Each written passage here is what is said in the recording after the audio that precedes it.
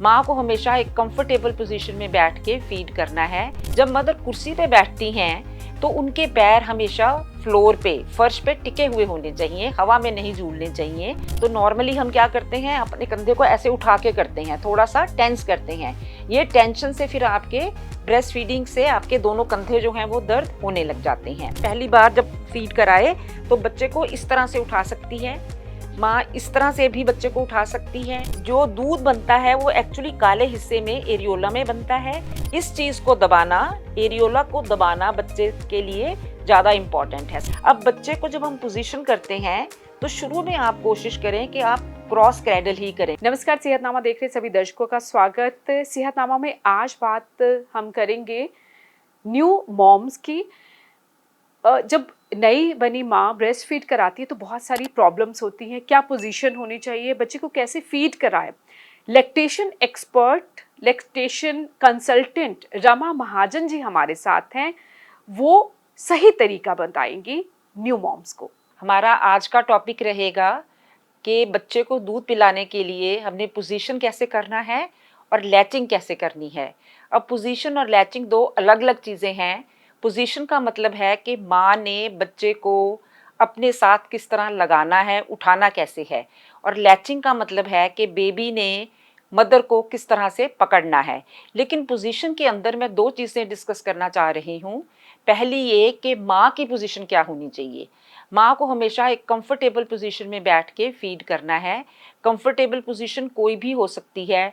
वो बैठ के फीड कर सकती हैं, वो लेट के फीड कर सकती हैं, वो रिक्लाइन करके भी फीड कर सकती हैं। रिक्लाइन का मतलब होता है कि हम थोड़ा जैसे न्यूज़पेपर पढ़ते हैं या घर में आरामदायक पोजीशन में होकर हम टीवी को देखते हैं, तो उसको हम रिक्लाइनिंग पोजीशन बोलते हैं। जिन मदर्स की नॉर्मल डिलीवरी हुई होती है उनको डॉक्टर्स ने बोला होता है कि चौकड़ी नहीं मारनी, मतलब क्रॉस लेग नहीं करना है, वो उनको उसी तरह से अवॉइड करना है। जो सिजेरियन सेक्शन मदर्स हैं वो जैसे चाहें वैसे बैठ के कर सकती हैं। जब मदर कुर्सी पे बैठती हैं तो उनके पैर हमेशा फ्लोर पे, फर्श पे टिके हुए होने चाहिए, हवा में नहीं झूलने चाहिए। अगर कुर्सी या सोफ़ा ऊंचा है तो उसके नीचे वो छोटा एक सपोर्ट रख सकती हैं।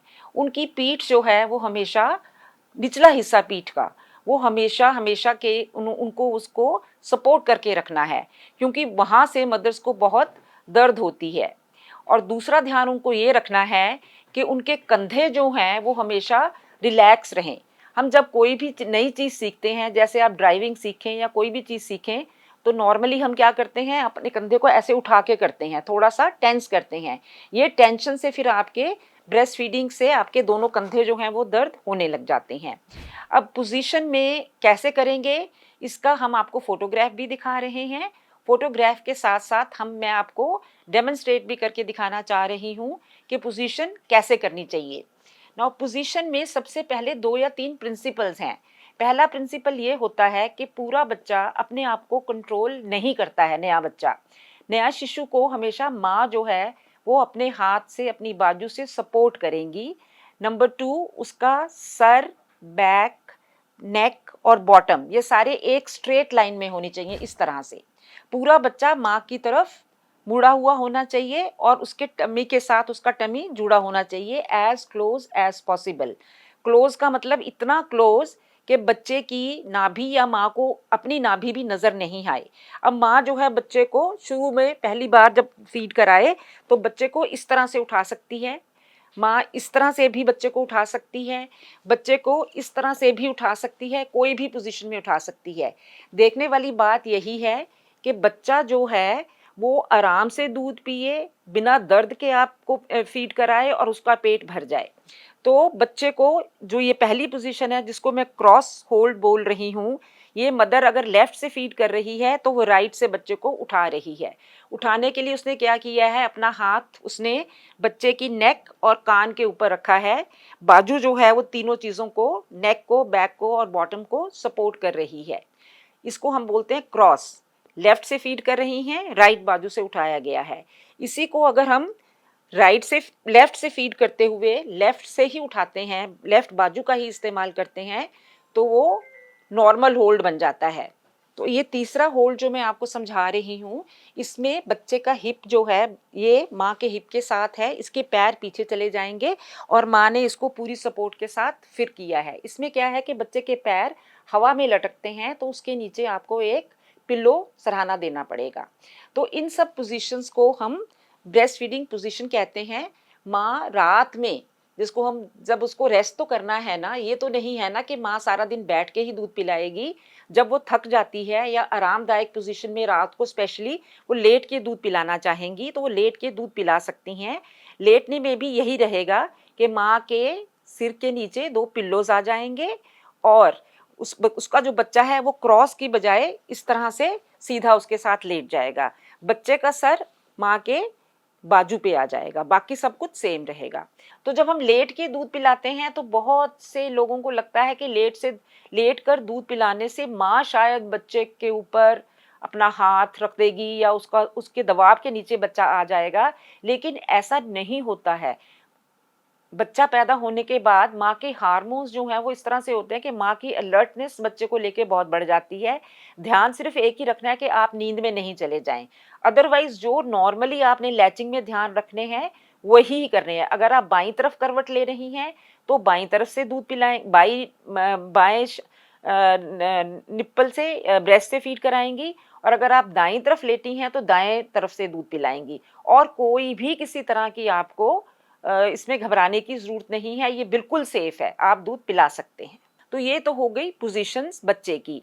अब इन पोजीशंस के लिए जब आप हॉस्पिटल्स में होते हैं तो आप कम से कम 2 पोजीशंस तो ज़रूर ही सीख के जाएं, क्योंकि कई बार दूध पिलाते पिलाते माँ का हाथ भी थक जाता है, बाजू भी थक जाती है नई माँ की बच्चे को उठा उठा के।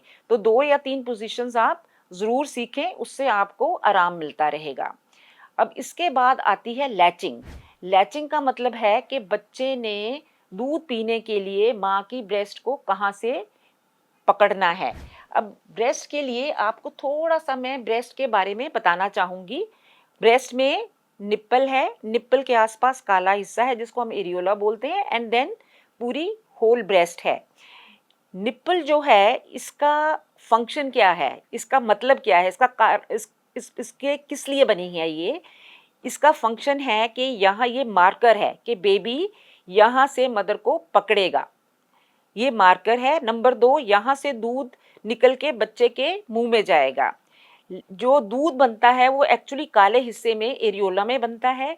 यहाँ पे बच्चा सक्कल करेगा, दूध निकलेगा, यहाँ से दूध होता हुआ निप्पल में आता है और निप्पल से बच्चे के मुंह में चला जाता है। तो इस चीज़ को दबाना, एरियोला को दबाना बच्चे के लिए ज़्यादा इम्पॉर्टेंट है, सबसे इम्पॉर्टेंट है। अगर बच्चा यहाँ से ही पकड़ता है तो माँ के निप्पल में दर्द होने वाली है। पोजीशनिंग ठीक है तो लैचिंग आसान होती है, इसलिए पोजीशंस जरूर सीखिए जब आप हॉस्पिटल में होते हैं, उस पर जोर दीजिए, बार बार सीखिए जब तक कि आप कंफर्टेबल नहीं हो जाती हैं। अब लैचिंग जो करानी है उसके लिए बच्चे को हमें उतना नज़दीक लाना है जितना पॉसिबल है, वो तो मैं आपको पोजीशन में बता चुकी हूँ। बच्चे का नाक जो है वो माँ के निप्पल के सीध में होना चाहिए। उसके बाद जब बच्चा माँ अपने निप्पल को बच्चे के मुंह से टच करती है तो बच्चा मुंह खोलता है। पहली बार वो सिर्फ इतना सा मुंह खोलेगा। अगर इतना सा मुंह खोलेगा तो वो सिर्फ निप्पल ही पकड़ पाएगा जो कि इतनी छोटी है। अगर वो थोड़ा बड़ा मुंह खोलता है तो वो उसका लैच जो है वो एरियोला के ऊपर ऑटोमेटिकली आएगा। तो 2-3 बार ऐसे ऐसे करके बच्चे को निप्पल टच कराएं ताकि वो एक के बाद बार बार करने से थोड़ा बड़ा मुंह खोले, और जब उसका मुंह सफिशिएंटली बड़ा खुल जाए तब आप बच्चे को अपनी तरफ पुल करके उसको लैच कराएं। डीप लैच बोलते हैं इसको हम।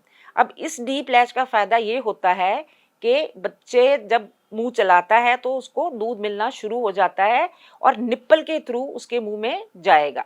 तो ये हमने ध्यान रखना है। ध्यान में ये चीज़ ज़रूरी है कि अगर मदर को लग रहा है कि मेरे निप्पल में पेन हो रही है या मेरी निप्पल इस तरह से गोल नहीं निकली, बट जिस तरह से एक पेंसिल, तीखी सी पेंसिल होती है उस तरह से निकल रही है, पिंच जिसको हम बोलते हैं, या उसका रंग जो है वो पीला हो गया है, तो उसका मतलब ये बनता है कि बच्चे ने दूध ठीक से नहीं पिया है।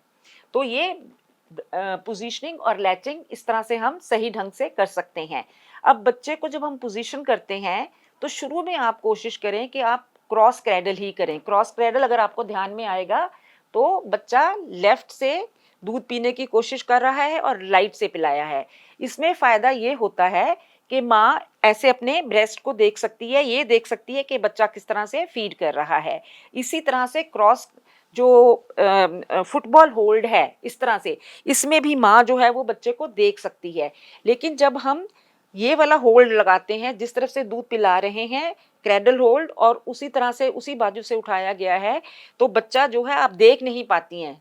इंडियंस हम इस तरह से पिलाना जो है दूध को प्रेफर करते हैं, लेकिन बेस्ट यही होता है कि आप क्रॉस क्रैडल या इस वाली पोजीशन में दूध पिलाया जाए। लाइंग डाउन में भी मदर जो है अपने आप को देख सकती है कि बच्चा किस तरह से फीड कर रहा है। अगर हम दूध पोजीशन ठीक से नहीं करते हैं तो लैचिंग ठीक नहीं होती है।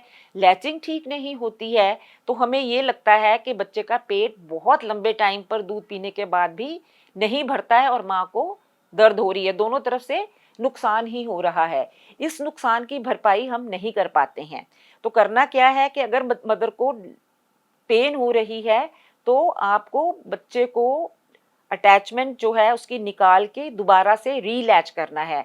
उसके लिए सिंपली क्या करना होता है कि बच्चे के होंठ के कॉर्नर में यहाँ पे आपने हाथ रख के नीचे को करना है, पुल करना है नीचे की तरफ, और साफ उंगली से अपना निप्पल बाहर निकालना है और रीलैच करवाना है।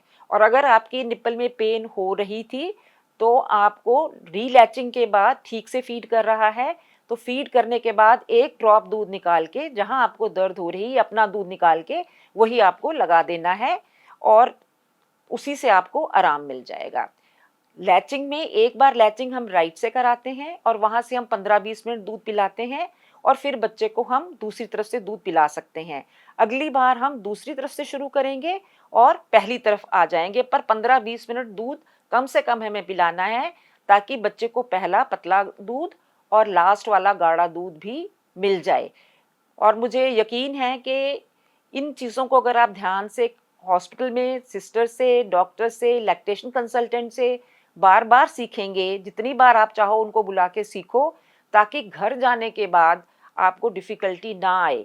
क्योंकि दूध आपने दिन में 8 से 12 बार पिलाना है और हर बार 20-25 मिनट कम से कम लगने वाले हैं। लॉन्ग प्रोसेस है। इस लॉन्ग प्रोसेस को शॉर्ट हम नहीं कर सकते हैं पहले महीने में। तो सही से सीख के जाएं ताकि आपको आसानी रहे, आपकी आपकी जो लाइफ है वो घर जाके भी इजी और कंफर्टेबल रहे।